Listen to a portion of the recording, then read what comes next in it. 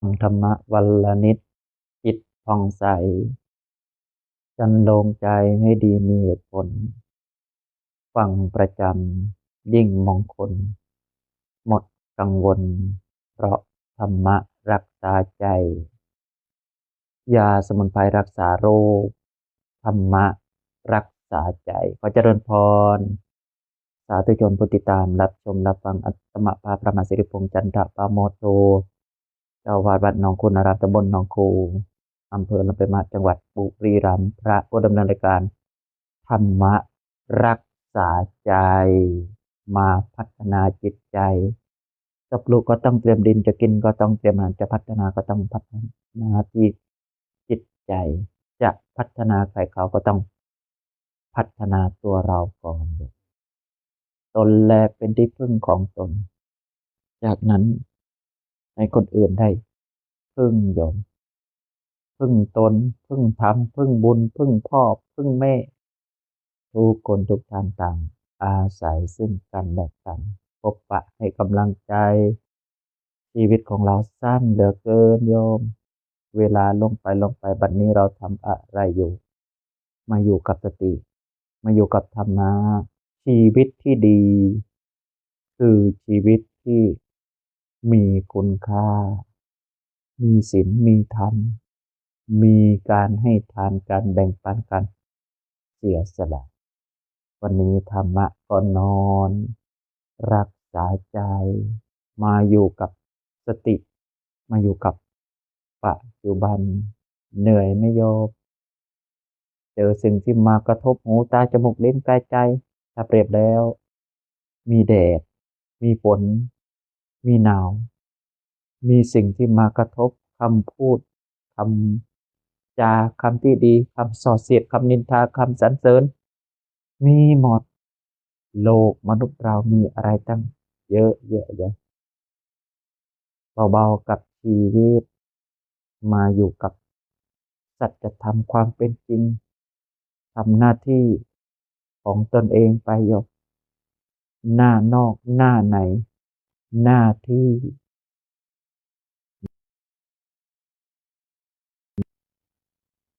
ทีละน้อยทีละนิดจิตที่ฝึกดีแล้วนำสุขมาให้มีอะไรก็ไม่ดีเท่ามีธรรมมีคารมดีเลิศประเสริฐสีมีอะไรมากมายในโลกนี้ก็ไม่ดีเท่ามีธรรมประจำใจสร้างบุญไว้ที่ใจพาเราไปทุกที่ทรัพย์อื่นที่เรามีทิ้งทันทีเมื่อเราตายแต่บุญไม่มีหายเป็นหรือตายมีอยู่จริงเพราะความจริงต้องสร้างเองอย่างค่อยๆพัฒนาจิตใจเติมคุณงามความดีแม่สำรวมมาแล้วแม่ปากแก้วลงทุนสาธุอยากขอบคุณสักพันครั้งโยมแม่ได้ติดตามขอบคุณFCเอาละโยมนะพระก็มีของดีอยู่ที่ศีลกับธรรมะอย่าไปซีเรียสอย่าไปจริงจังอะไรกับชีวิตมากเลยนะวันนี้วันพระตรงกับวันที่1 พฤษภาคมพุทธศักราช2569โยมเดี๋ยวก็วันเดี๋ยวก็คืนเดี๋ยวก็ตื่นเดี๋ยวก็ตายเดี๋ยวก็ร้ายเดี๋ยวก็ดีเดี๋ยวต้องลาจากโลกนี้ควรสร้างคุณงามความดีให้เราเตรียมตัวก่อนตายเตรียมกายก่อนแต่งเตรียมน้ำก่อนแดงเตรียมแบงก์ก่อนออกเดินทางเกิดเป็นคนต้องเตรียมถ้าไม่เตรียมจะเสียเหลี่ยมแห่งความเป็นคนเราจะไปต่างประเทศต้องทำพาสปอร์ตทำวีซ่าจะไปต่างจังหวัดก็ต้องเตรียมเสื้อผ้าเตรียมเงินเตรียมทองเราจะไปภพภูมิที่ดีก็ต้องเตรียมทรัพย์อันประเสริฐนี่แหละคนเรามีแต่บุญแต่บาปที่ว่า4 คนหาม3 คนเห1 คนนั่งแค่2 คนพาไป4 คนหามคืออะไรแม่คำผลแม่สำรวม บางคนไม่รู้เลยฟังธรรมะก็ไม่รู้แหละมาฟังธรรมะก็มาศึกษามันพัฒนาจิตใจสี่คนหามก็คือธาตุสี่ยกดินน้ำลมไฟสามคนเหตุอนิจจังทุกขังอนัตตาพระไตรลักษณ์หนึ่งคนนั่งแค่ก็คือจิตใจของเราสองคนพาไปบุญกับบาปเท่านั้นที่จะเป็นมิตรแท้มิตรที่จริงใจบางคนหาเงินตลอดชีวิตสังขารไม่ดีไม่มีโอกาสได้ใช้เงินบางคนสังขารดีแต่ไม่มีเงินโยมใช่ไหมคุณโยมสุพนากำไรชีวิตอย่าไปขาดทุนวันนี้เราได้ส่องพระวันนี้ได้ทำคุณงามความดีคุณโยมอมรพรแก้วกำหอมกลับมาน้องคู่หรือยังอืมโยมพ่อโยมแม่FCทุกคนทุกท่านอืมเราทำหน้าที่ของชีวิตไปโยมแม่บอกแม่ทองหล่อถามโยมภาพเสียงชัดเจนไหมโยมอันนี้เป็นช่องของลูกพระเองส่วนสถานีวิทยุก็มีธรรมะแบบฉะฉานแจ่มแจ้งโยมอันนี้ก็พูดเป็นกำลังใจ FC ทุกคนทุกท่านวันพระใหญ่ไม่ว่าจะเป็นแรมหรือขึ้นก็ได้รับความไว้วางใจ2 ปี3 ปีแล้วทำหน้าที่เผยแผ่พระพุทธศาสนาส่วนสถานีวิทยุเราไปมาก็ออกทุกเช้าตอนตี 4 ครึ่งถึงตี 5ทุกวันอยู่ที่เราไปมานี่แหละตอบแทนสังคมมาถึง1 ทุ่มเจ้าค่ะอ๋อดีแล้วทำหน้าที่ของชีวิตต่อไปแม่สำรวมก็นั่งส่องหรือนอนส่องภาพเสียงชัดเจนไม่ได้ยินเสียงหายใจแล้วนะโยมแม่สำรวมแม่อมรามาอย่างปักแก้วลงทุนนี่แหละคนเราก็อยู่กับศีลกับธรรมเดี๋ยวแชร์ธรรมะไปที่เพจ Facebook ก่อนโยมเราได้เติมบุญเติมคุณงามความดี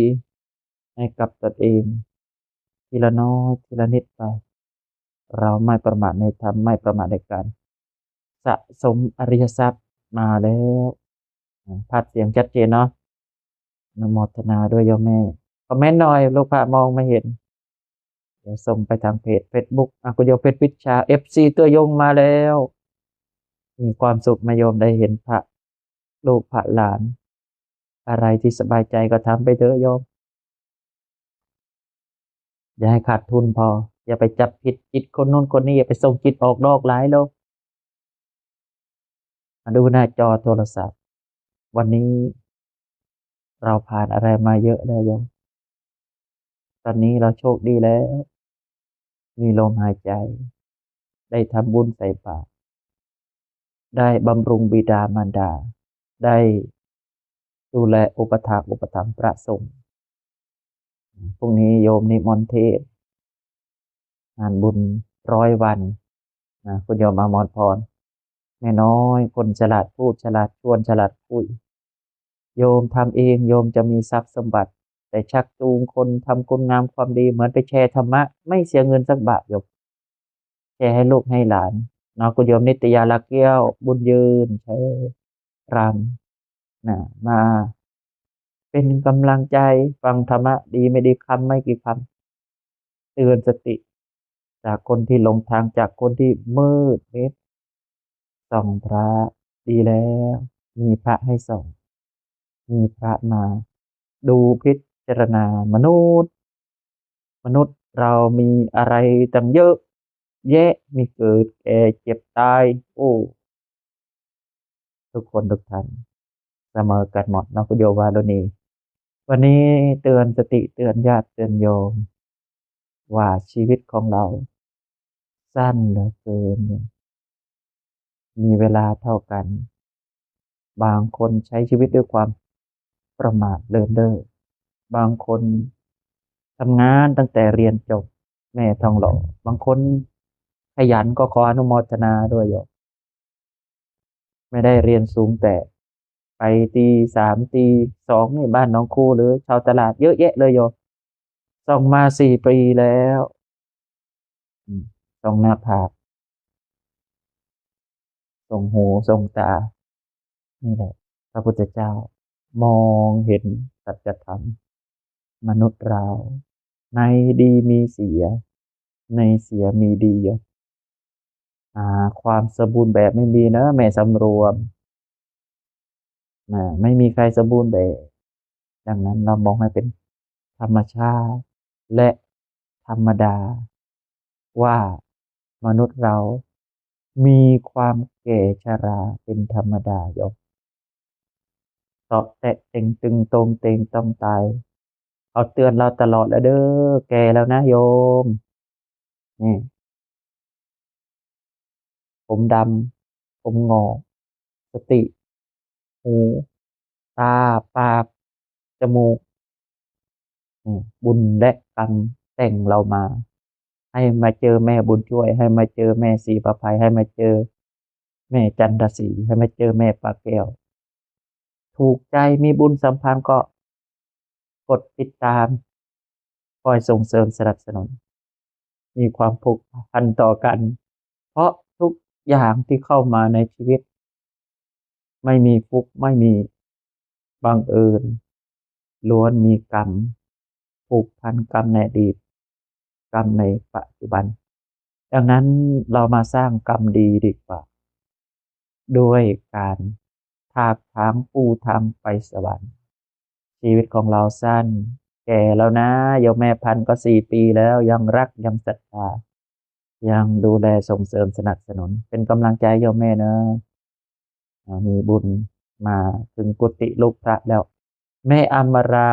ของแท้เนี่ยได้กำลังใจจากธรรมะชุบชูใจในยามวิกฤต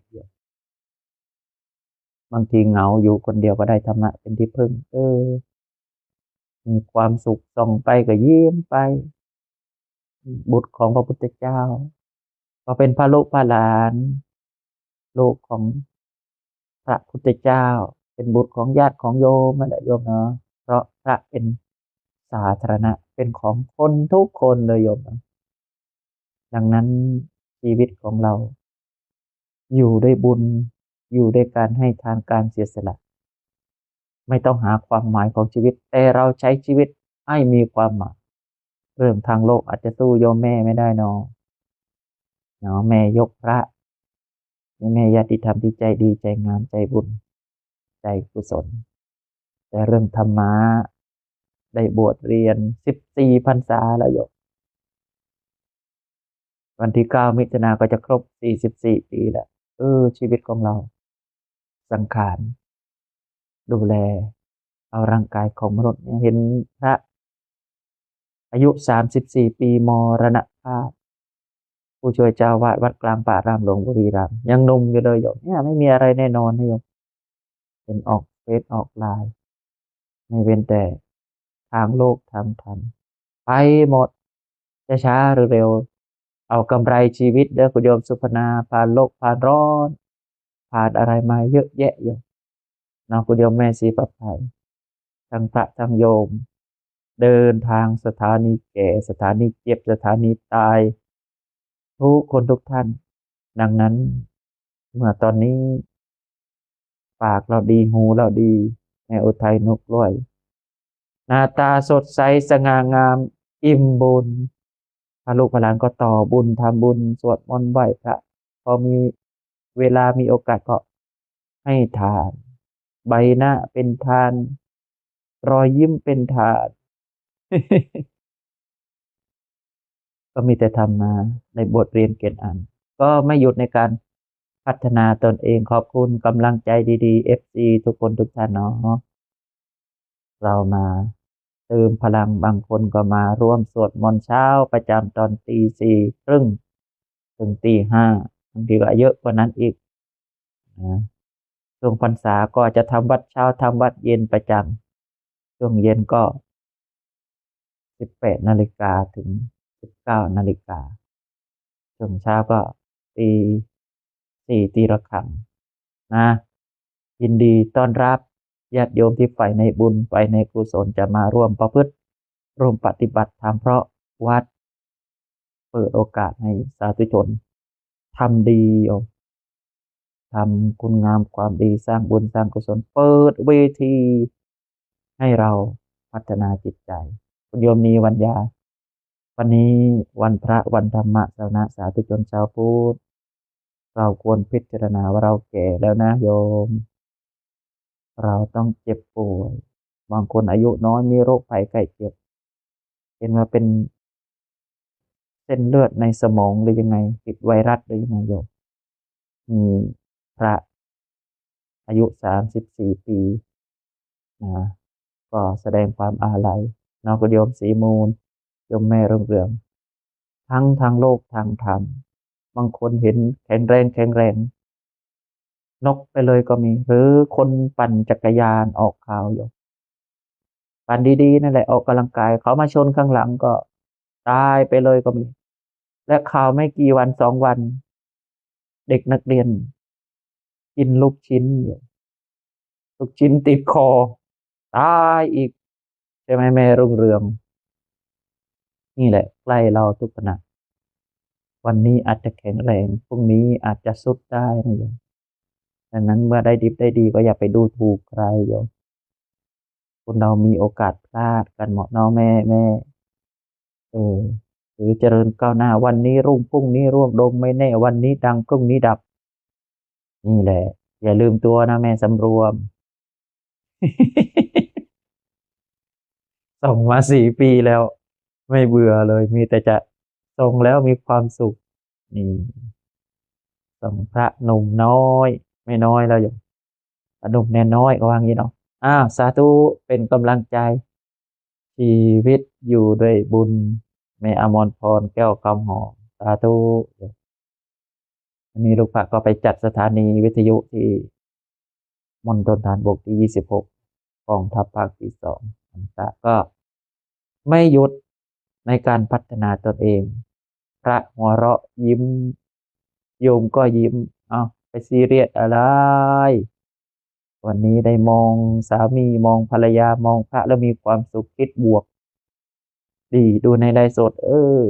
แต่อาจารย์เป็นกันเองไม่ได้ไปแบกสินแบกธรรมจนอย่างน้อยเราก็มีความสุขอยู่กับปัจจุบันไม่มีใครรู้เหตุการณ์ล่วงหน้าตอนนี้เรามีเวลาเรากินข้าวได้เรานอนได้เราเดินได้เราพูดได้เราฟังธรรมะได้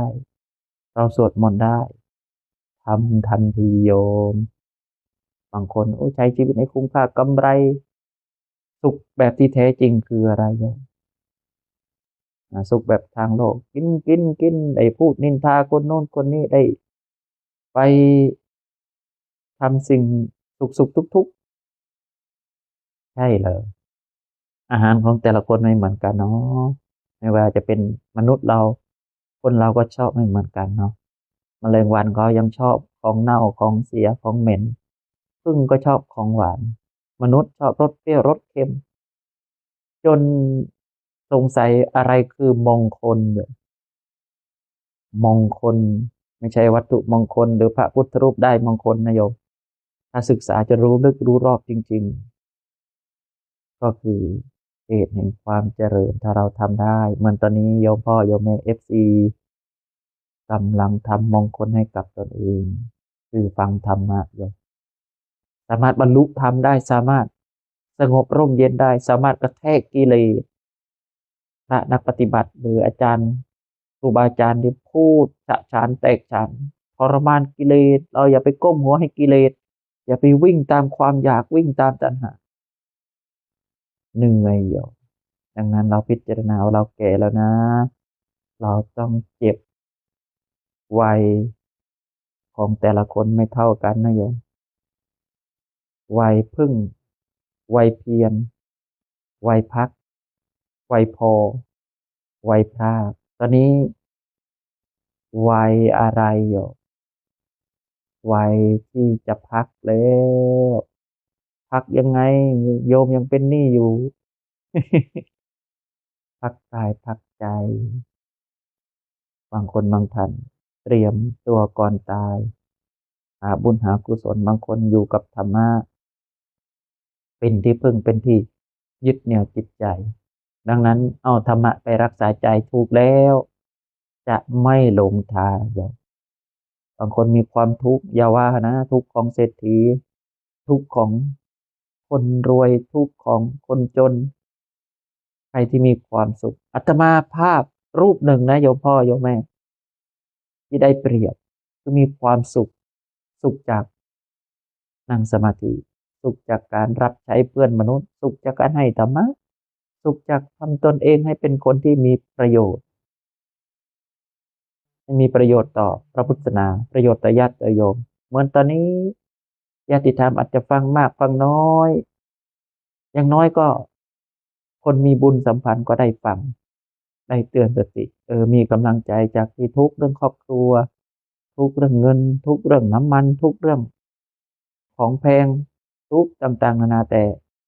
พอได้ฟังธรรมะบางคนอาจจะอยู่คนเดียวก็ได้ฟังธรรมะเป็นกัลยาณมิตรเตือนสติพระพุทธเจ้าทรงสรรเสริญว่าใครที่เตือนตนเองได้รู้ตนเองได้คนนั้นแหละเป็นบัณฑิตโยมรู้กิเลสของตนเองเรามีความโลภแล้วนะเรามีความโกรธแล้วนะความหลงแล้วนะนี่แหละจงเตือนตนด้วยตนเองเราแก่แล้วนะเราต้องพลัดพรากจากของรักของชอบใจเรามีกรรมเป็นเผ่าพันธุ์มีกรรมเป็นกำเนิดมีกรรมเป็นพันธุกรรมมุนาวะตติโลโกสัตว์โลกย่อมเป็นไปตามกรรมทุกขโตทุกขฐานังให้ทุกแก่ท่าน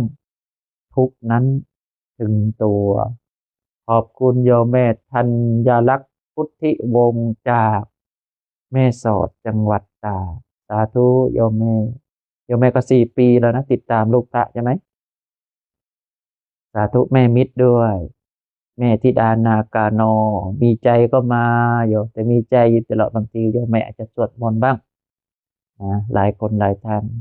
มาช่วยกันสรรโลงพระพุทธศาสนาของเราให้เจริญรุ่งเรืองมีธรรมมีสุขทำใดๆก็ไร้ค่าทำไมก็ทำค่อยๆขัดเกลาทีละน้อยทีละนิดให้ทานก่อนกินรักษาศีลก่อนออกจากบ้านเจริญกรรมฐานวิปัสสนาก่อนนอนฝากญาติฝากโยมให้รักตนเองมากๆโยมเด้อจิตใจบางคนห่อเหี่ยวจิตใจฟุ้งซ่านจิตใจถ้าไม่มีธรรมะก็จะเหมือนร่างกายที่ไม่แข็งแรงนะโยมแต่ถ้าเรามีธรรมะจะมีความผ่องใสนึกถึงบุญวันนี้ได้ทำบุญใส่บาตรวันนี้ได้แจกเพื่อนบ้านได้บำรุงพ่อบำรุงแม่อุทิศส่วนบุญส่วนกุศลแม้แต่เอาทัพพีเดียวทีละน้อยทีละนิดเรานึกถึงคุณงามความดีก่อนนอนคิดบวกเราก็เป็นคนมีประโยชน์คนหนึ่งได้เจริญสติแผ่เมตตาให้กับสรรพสัตว์แผ่เมตตาให้กับเทวดาเจ้ากรรมนายเวรจิตใจของเราก็จะสงบแต่ถ้าเราไปปรุงแต่งชีวิตของเราลำบากแท้ทำไมมีแต่กรรมมีแต่ปัญหาอุปสรรคไปที่ไหนมีแต่เจ้ากรรมนายเวรเหนื่อยท้อแท้โยมทุกคนทุกท่านย่อมมีปัญหาอุปสรรคมีพยามารมาทดสอบดังนั้นเราเป็นชาวพุทธเป็นมนุษย์ประเสริฐที่สุดแล้วสามารถพัฒนาจิตใจเพราะโควต้าเกิดเป็นมนุษย์ยากโยมเปรียบแล้วเหมือนเขาโคทั้งสองเป็นสัตว์นรกเป็นสัตว์เดรัจฉานเป็นอสุรกายเป็นเปรตเนี่ยเท่ากับคนของโคโยมบางคนน้อยใจตนเองว่าทำไมไม่รวยไม่มีเงินไม่มีสติปัญญาโยมไปดูคนที่ลำบากคนพิการขาไม่มีแขนไม่มีสู้ชีวิตเหมือนคนพิการนักพูดระดับโลกโยมอยู่ออสเตรเลียขากุดมันนอนไก่นิกชัยชิตเนี่ยพวกเขาดูถูกโยมตอนสมัยเด็ก ดูถูกคิดจะคิดสั้นนะโยมเขาดูถูกต่างๆนั่นแหละแต่กลับตัวกลับใจมีแรงบันดาลใจจนเป็นนักพูดระดับโลกเลยโยมเพราะเขาไม่ฟังเขาไม่ให้ราคากับคนที่พูดไม่รู้จักคิดโยมดูถูกหลายสิ่งหลายอย่างแต่ยอดคนเจออะไรมาเยอะเจอบททดสอบเจอสิ่งที่มากระทบหูตาจมูกลิ้นกายใจนั่นแหละทำที่ทำให้งามก็คือมีความอดทนอดกลั้นนะโยมอดทนต่อหน้าที่อดทนต่อคำนินทาว่าร้ายอดทนต่อความเพียรความพยายามดังนั้นวันนี้พบปะให้กำลังใจพวกนี้ต้องโปรดญาติโปรดโยมวันนี้ครูบาอาจารย์ได้นิมนต์ไปที่บ้านขามโยมทำบุญอุทิศเลยว่ารวมครูบาอาจารย์ที่เคารพนับถือนี่แหละมีครูบาอาจารย์มีญาติมีโยมเคารพรักศรัทธาเราก็รักษากันไปนะโยมแม่4 ปีแล้วดูแลรักษาคนที่ดีกับเรานะโยมนะอย่าไปทำลายนะโยมเด้อคนที่ดีกับเราคอยช่วยเหลือเราคอยเตือนเราคอยหวังดีโยมไม่ใช่คิดแต่จะเอาเหลี่ยมเอาผลประโยชน์ เอาอย่างเดียวเห็นแก่ตัวเห็นแก่ได้วิ่งตามความโลภสุดท้ายก็เสื่อมทั้งทางโลกต่างๆเป็นกำลังใจเอาธรรมะเป็นที่พึ่งนะโยมเด้อนึกถึงสิ่งดีๆได้ถ่ายรูปด้วยได้นั่งสมาธิด้วยได้ปฏิบัติธรรมด้วยได้ช่วยเหลือส่งเสริมทุนการศึกษาช่วยเหลือเป็นกำลังใจตามกำลังทรัพย์กำลังสติตามกำลังปัญญาไม่มีทรัพย์สินเงินทองก็มาเป็นกำลังใจคอยเป็นผู้ใหญ่ใจดี ดูแลกันเป็นของขวัญไม่แน่วันหน้าผ่านไปนครสวรรค์ผ่านไปแม่สอดผ่านไปหัวทะเลก็ได้เจอกัลยาณมิตรกัลยาณธรรมเจอแม่คำผลเจอทุกคนมีบุญสัมพันธ์วันนี้เตือนสติเตือนญาติเตือนโยมว่าเราแก่แล้วนะเราต้องเจ็บเราต้องตายเราต้องพัดพรากเวลาในโลกมนุษย์มีจำกัดนะโยมนะที่ได้บอกไว้ทั้งทางโลกทั้งธรรมมีเวลาเท่ากัน3 วันเมื่อวานวันนี้พรุ่งนี้วันนี้เราหายใจเข้าหายใจออกมีลมหายใจแล้วควรเอาร่างกายของมนุษย์สร้างคุณงามความดีเก็บแรงไว้พรุ่งนี้เทศน์แล้วก็ให้ธรรมะญาติโยมแล้วก็ทำหน้าที่ค่อยๆขัดเกลาจะฟังครั้งเดียวบรรลุเลยคงไม่ใช่นะโยมเลยเราค่อยๆทรมานกิเลสค่อยๆเบียดเบียนกิเลสไปทีละน้อยทีละนิดโยมสู้ต่อไปบนโลกมนุษย์ใบนี้โยมอย่าเป็นคนรกโลกโยมเราทำตัวให้มีคุณค่าชีวิตจะไม่เป็นมันเลยชีวิตจะไม่เป็นโมฆะบุรุษไม่ว่างเปล่าเลยให้เราอยู่กับการให้ทานรักษาศีลเจริญจิตเจริญภาวนาพระแผ่เมตตาเสียงหมดโยมอังสุขิโตโหมิข้าพเจ้ามีความสุขปราศจากทุกข์ปราศจากเวรไม่มีความเดือดร้อนรักษาตนให้มีความสุขตลอดกาลและนานเถิดข้าพเจ้าขอตั้งจิตอุทิศผลแผ่บุญกุศลนี้แผ่ไปให้ไพศาลถึงมารดาบิดาและอาจารย์ทั้งลูกหลานญาติมิตรสนิทกันคนเคยร่วมทำงานการทั้งหลายมีส่วนได้ในกุศลผลของฉันทั้งเจ้ากรรมนายเวรและเทวัน ขอให้ท่านได้กุศลผลนี้เถิด